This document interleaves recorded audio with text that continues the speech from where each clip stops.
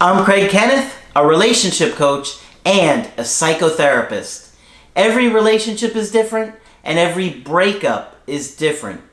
Work with me and you'll get professional help on your situation.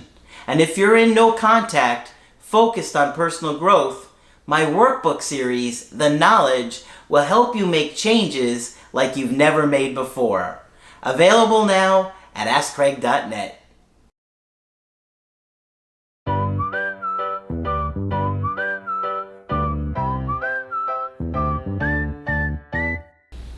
Hi there, I'm Coach Craig Kenneth. And I'm Coach Victoria. And in this video, we're going to be talking to you about your ex can't figure you out. You're like a puzzle. And it's good to be a puzzle. Exactly. Before we get into it, I did want to say that Craig and I are available for coaching. So if you did want a one-on-one on your situation, head to our website and you can book from there. Absolutely. So, when somebody breaks up with you, our instinct is to repair that connection. Mm-hmm. Our brain goes into fix-it mode immediately. And we automatically want to do everything that we can to try and repair it right then and there. We often try and convince our ex that we care about them, that no matter what happens, we'll be there for them, and we'll do whatever we can. A lot of times we even get to begging and pleading. Mm-hmm. But this makes things worse, because if you do that, your ex doesn't really feel the loss. They don't have a consequence. It's basically them saying, I'm ending this relationship, and instead of dealing with the consequence of losing you, it's like, no, they don't lose you. You're still chasing. Mm-hmm. You're still trying to force yourself into their life. Right, and you make yourself too available. You know, they don't have that chance to understand that you have other options in life too. Yeah, and one of the things that I've seen so often is that separation anxiety is a very powerful thing. And if you don't believe me, look at all the people that say they do a handwritten letter, mm-hmm. a good reminder text, a clean slate message, and all of those are bids to connect. Okay, those are all just more effort to repair things. But when you leave someone alone and let them face the consequence, that's when they start to try and figure things out. Then it gives them space and time to fear losing you and try and figure out if they're going to lose you for good. Mm-hmm. So we got a really good email coaching today that's going to be really helpful to a lot of you guys that are scared while you're in no contact and you're thinking about some kind of reach out, right? Because our brain just lies to us. Yeah. Yep. How many times do you have somebody just, I have this plan, I have this scheme mm-hmm. to reattract somebody, and it's usually something so complicated that you're just like, I wouldn't do that. Right. And we convince ourselves that our feelings escalate so much after a breakup. Now, you might have been feeling doubts throughout the relationship yourself. Mm-hmm. Even towards the end of it, you might have been feeling doubts. But as soon as that breakup hits, the separation anxiety causes you to promise things that you might not be ready for yet. Absolutely. So let's get into this email. You guys are going to like this one. This is a couple in their late 20s. They said, this is a follow-up coaching to the Skype we did back in January. I have found your work after a breakup with my ex about 3 months ago, and I wanted to update you on the situation. My ex-girlfriend and I were together for about 2 years. We've been living together for about a year now. The first year and a half was really good. The last 7 months, we really struggled. She had to switch offices for work, and that was stressful for her. Okay, so big major change. Mm-hmm. And a lot of times a major change like that will throw the system off, the routine off, right? You're used to, oh, I work these hours to these hours, and you've seen people with schedule changes, and all of a sudden, that it changes the whole dynamic mm-hmm. of what you've had. Right, and they also just started living together. So the past 7 months, we really struggled. If they were living together for the past year, that's a good chunk out of the year that they were struggling. So it all makes sense to me. Adapting to a new environment will have you acting in ways that are non-characteristic. It also meant her coming home a bit later almost every evening. She would talk about being stressed and irritated and hoping she could go back to her old office. So you can imagine, every day she's maybe at an office she doesn't want to go to It's causing her home to get home later every day. She doesn't like it. Maybe she doesn't like staff at the new office. Who knows what's going on there? But she's not going to be happy, right? She asked me to be a little more helpful around the house. I have to admit, I neglected her, and I didn't even realize how much until our call. It really hit me hard when you pointed out that I kind of ignored her bids for help. Bids are like an effort to connect with somebody, like mentioned at the beginning about handwritten letters, good reminder texts, clean slate messages. Those are bids to connect, except they're bids at the breakup when you don't want to do a bid there. Right. And you can see here that she was making some of these offers, some of these bids that he was ignoring. So each time that happens for your partner, that feels like a rejection. Yes. And it literally causes us physical pain. Okay? I have to admit, I neglected her, and I didn't even realize how much until our call. It really hit me hard when you pointed out I kind of ignored her bids for help, and I realize now that is why she got more and more irritated. I've been thinking about that a lot. I honestly don't know what I was thinking. I guess I thought she would tolerate it no matter what I did. How often do you hear this? Oh my gosh. Don't take your partner for granted, guys. And I know it's much easier said than done. You know, when you're in a relationship, you get used to certain patterns, to certain routines. It seemed like he adapted to living in a home with her much quicker than she did. It sounds like because she was carrying a lot more of the weight at home. So keep that in mind. You know, you have to every day make that choice to invest in your relationship. That's right. One of the biggest mistakes you can make is taking somebody for granted. Okay. He said, so I did get your creative healing course and it is helping. I realize now that things started to get worse because I started going out with my friends more and really didn't make as much as an effort as I know I should. When I lost my job, I struggled to get along with a new manager. I felt like he was treating me unfairly. At first, she was supportive and told me just to find something better. But you helped me realize I was probably depressed. And this happens a lot with men. Men get very tied to their status and a job. And if they lose a job, you see a lot of men go into a depression. Oh, yeah. And it causes a lot of breakups.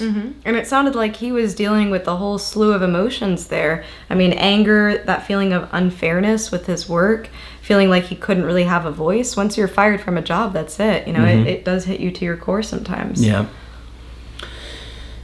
I lost my drive and ambition. And that is another thing that will cause someone to lose attraction. You know, you see somebody completely change from this active, ambitious person, like these guys that are really go-getters and trying to make something of themselves, to you're laying on the floor, you know, and drinking, day drinking. Women are going to lose attraction. Yeah.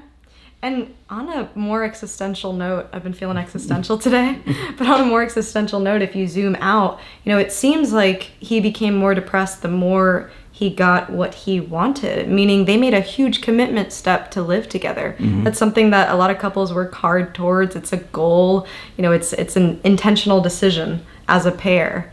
And so it seems like once he got to that point, you know, you get everything you want and then you just relax into it. Oh, yeah. You don't really have that drive to keep going or to stay motivated. That taking it for granted. Right. Absolutely. Okay. He says, I basically just played video games. How many guys wind up doing this? See friends and wasted my days. The other thing that stands out to me is also him realizing all of this during the call. And that's part of our job too, is to point out some of the things that we might see that you might miss. And a lot of times, especially with those who are more avoidant, especially people dealing with depression, there are things that are going on in our lives that make it hard for us to see and work on within ourselves. And when we are so hurt about something, especially if it's something we've been hurt before at, it triggers us so we don't think clearly. So that also plays into it. Yeah. She told me that if I didn't get a job soon or make a very serious effort to do so, she was going to have to get a roommate to move in. I mean, is that fair? It seems fair. I mean, she didn't say that she was taking on all this responsibility. And Right. if he's not making at least an effort to get a job, we don't know what their financial situation is, right? Yeah. And it's hard in a relationship when both individuals in the couple are struggling.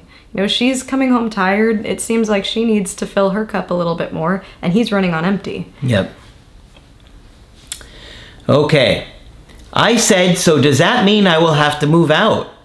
She said, you're not paying any bills. Don't seem to think I have to, him, and that she didn't sign up to be my parent. Oof. I mean, she's right. Yeah. It's hard to hear, but she's right. I mean, they've only been living together for less than a year. We don't know how much of this he's been unemployed and not making an effort to get a job. I mean, do you blame her? I don't blame her. Yeah. You know, they're not married with kids. You know, they haven't been together 20 years and all of a sudden this happens. Yeah. And one could look at this from the surface level and say, oh, it's just a couple of house chores. You know, we always hear couples that fight about the dishes, but it's always about the symbol of what that means. You know, here she's clearly feeling unappreciated. She's feeling like she's taking on a lot more responsibility than she should. Well, yeah, because he lost the job. He's not trying to get a new job. And instead of, you know, at least making an effort at home to make it easier, he's playing video games, he's depressed, he's going out with friends. Right. And if that's tied to every dish I clean, of course I'm going to be mad about the dishes. It wasn't long before I could tell she was losing attraction for me. I was so overwhelmed by anxiety and I think depression, I kept making things worse. Finally, she asked me to move out and said she needed a break to rethink things, that I had taken her for granted and took advantage of her. This happens a lot. I obviously begged and pleaded for her to stay. I only did it for about 2 weeks before I found your channel. I went no contact and started working on myself. I felt so stupid for taking her for granted, but I knew my only shot was to really do the work and leave her alone. On our call, I told you how she had been watching my stories. Always nice to see when your ex is watching your stories, Feels good. right? It does feel good.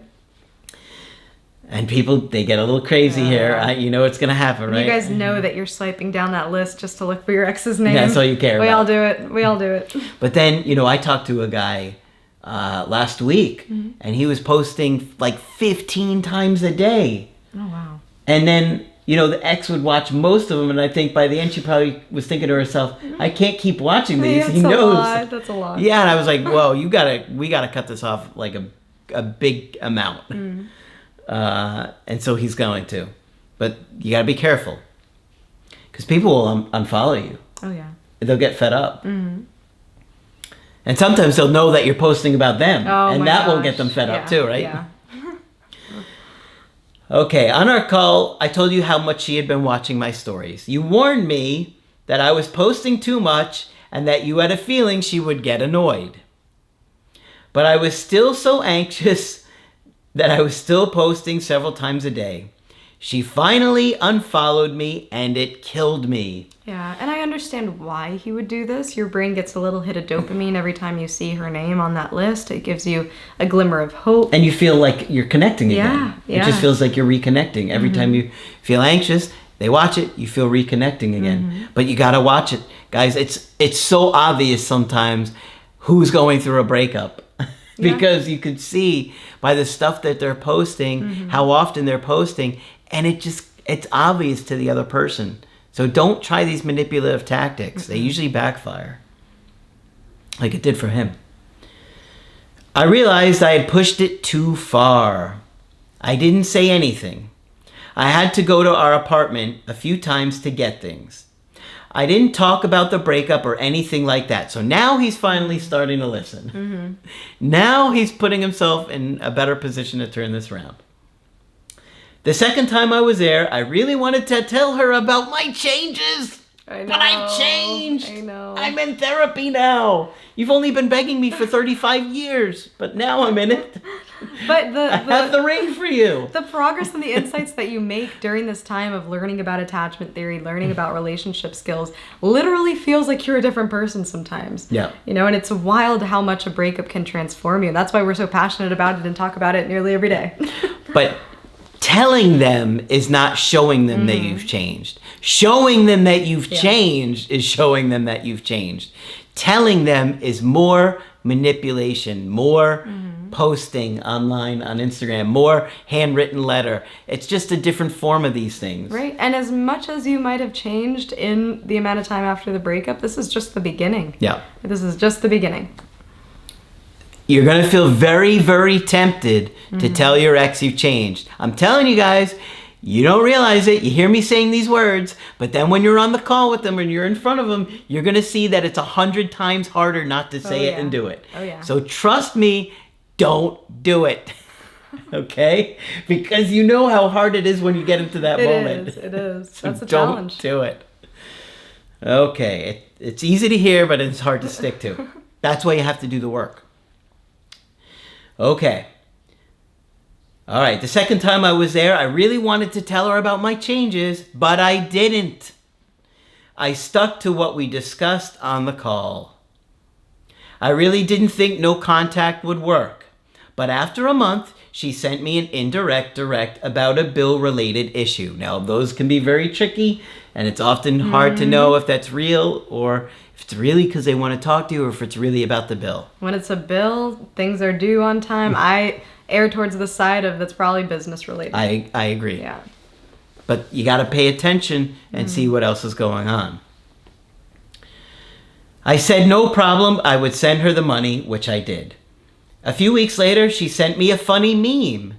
And I just replied with an LOL. Boy, you know, these are tough too. I just did an email coaching yesterday where somebody got a funny story and they just liked it and they're like, was it enough? Was I too cold? Oh, I know. It's You hard can really to drive know. yourself crazy with It's these hard things. to know. And like I said, every situation is so different.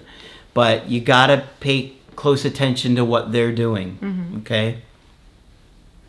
And you can't be above them. If your interest level goes above, that's when it's clear. Okay, when it's below, that's when it's more of your ex not being able to figure things out like we're talking about today. Right. And for me, my perspective on this is that you really want to conserve your resources here. They ended the relationship, and so you continually to invest the way that you did while you were in a relationship doesn't add up and doesn't benefit you in any way. Yeah, it's true. All right. Let's see. Then, about a week later, one of her friends messaged me on Instagram asking me how I was doing. How often do you see this? The ex get involved, or ex's friend.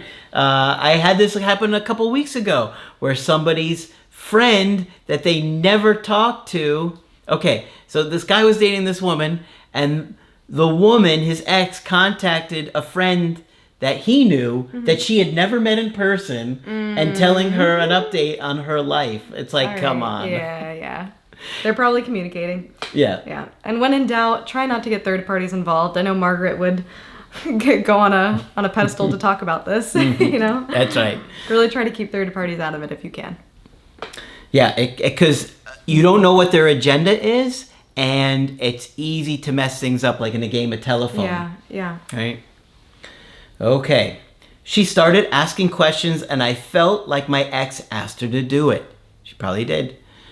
She let it slip that my ex was a little confused, but frustrated by me at the end of the relationship.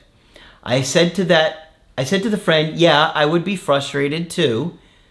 I used the validating you talk about in the course, but then quickly got off the phone. Okay. About a week later, she messaged me and asked if I wanted to talk. So the ex reached out.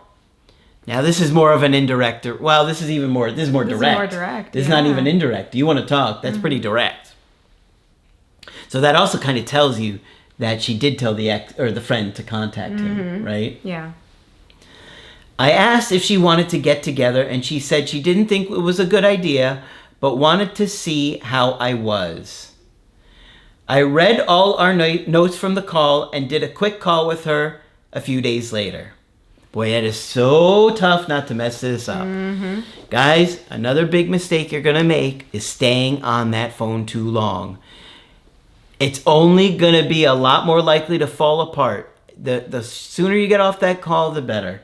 I say 10, 15 minutes tops. And this is also about knowing your own emotional limits. We know that if you're in an environment that things can get emotional and spiral, they probably will. And so setting limits is not only to show your ex that you can have some boundaries here, but also for yourself.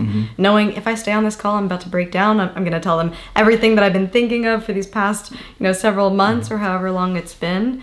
So having limits can be a really good thing, and it can be hard to do because sometimes the natural flow of conversation calls for that. Yeah. Calls for a deeper and emotional conversation when you might not be ready yet. Yep. So yeah, it's much better to do a quick call, get out of there with a victory. It might be a small victory, but it's better than a loss. And I guarantee you wind up on the phone 45 minutes to an hour, you're going to be regretting it, and you're going to be saying, if I had only got off the call 10 minutes sooner. Yeah. I've had so many people say that to me. And I think this is really driven by more of that scarcity mindset. This is the last time I'm going to talk to my ex. I have to say everything that I've thought of now. It's almost like a catharsis starts to happen. Yep. Yeah, you really have to reel yourself back in and try to control that. Have to do it. The difference between the people that get their ex back and those that don't are the ones that stick to these little details when it happens, okay? What you're ultimately preparing yourself for is your interactions in real time with your ex. So all this time that you're watching these videos all night and day, which we know you are, and there's nothing wrong with that, it's just that you have to be able to implement it in real time. And that's where a lot of people mess up, and that's why a lot of people don't get their ex back. Right. Right? Right. It does take a lot of skill. And it takes a lot of emotional self-control. And remind yourself, not everything has to be done in one conversation. If you do have that approach of we're having one conversation that might be of many, I think you can have a more confident outlook. Yep. She admitted she was confused by my behavior. See, when he backed away, he stopped chasing. He didn't freak out when she unfriended him on Instagram. Didn't freak out when the friend messaged him or whatever and talked with the friend.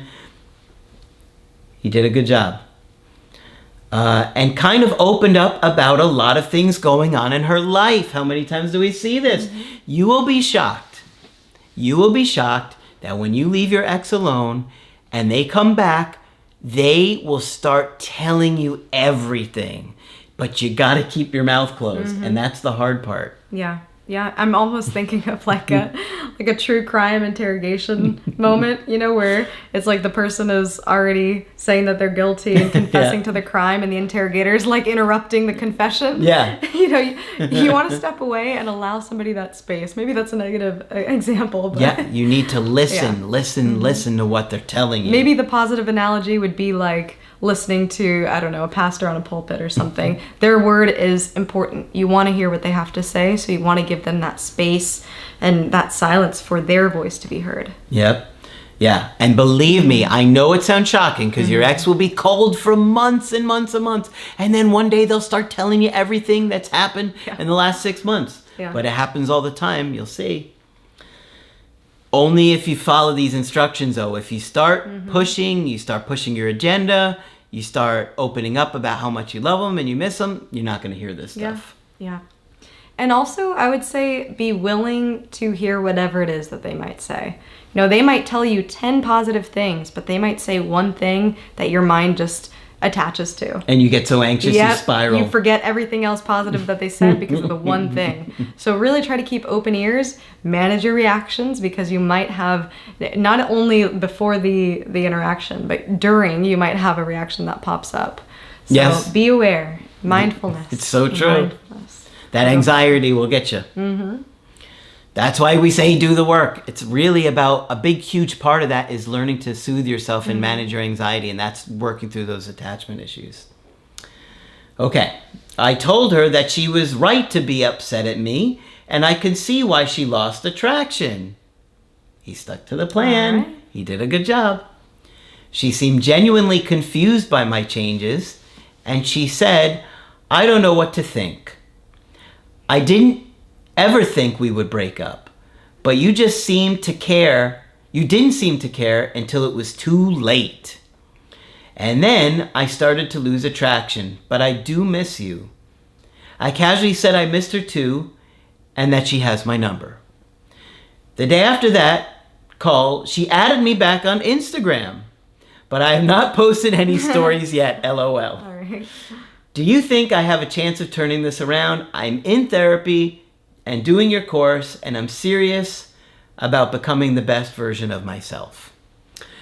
Well, so far, it seems like it's going really well. Yeah, yeah. Right? We have a lot of positive things here. Mm-hmm. And there were moments where he could have allowed his anxiety to run wild. Mm-hmm. You know, where she had been honest. You know, I don't have the attraction right now, but I do miss you. You know, I do have that longing for you. He could have latched on to, but you're not attracted to me. And why not? And what is it? Is it the way I look? Yeah. You know, is it the thing I said?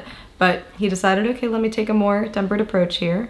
He was able to stay calm about it, and you know, it seemed like she was a lot more receptive and a lot more warm and open. Yep. You know, and a lot of these skills that we talk about are also skills that you would want to use in a relationship too. You know, in any conversation with your partner. Of course, things are a little bit different after a breakup. You don't want to put all your cards out there and be too available. But the effort of staying calm, being able to say, I hear you and I can handle whatever you have to say. It's so true.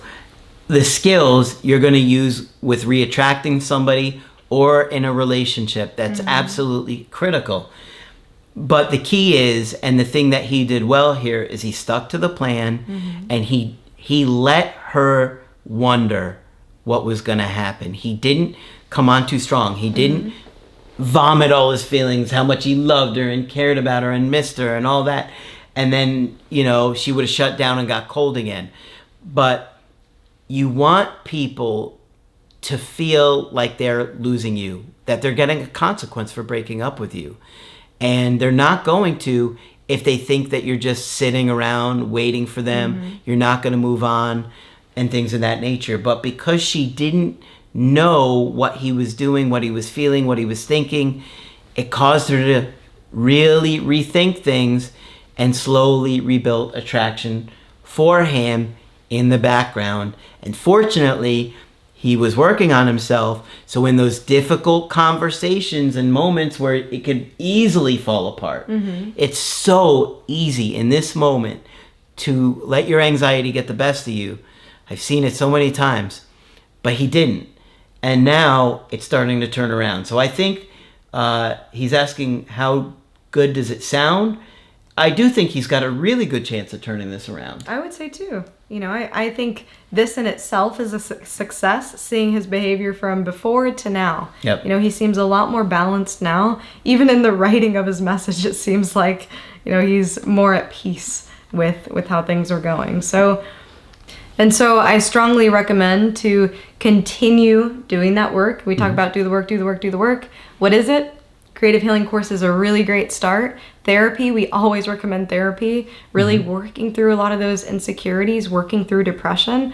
And I give him so much props because depression can be such a pain. Yeah. It can be such a pain, and it literally feels like you're going against the current. You know, he had so many things falling apart in his life, from his job to his relationship, his motivation. There's probably other things that he didn't even mention that he was affected by. So for him to slowly start picking up the pieces, getting his life together, huge props, because it takes a lot of will.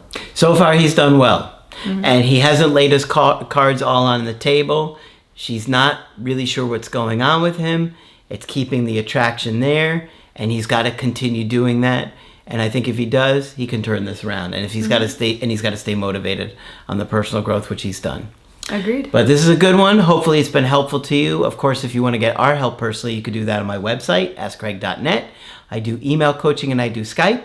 Coach Victoria is also available for Skype coaching. I'm here whenever you'd like to chat. Just click on her name on the top of the website to schedule with her. But that's it for this video. I'm Coach Craig Kenneth. And I'm Coach Victoria. And we will talk with you soon.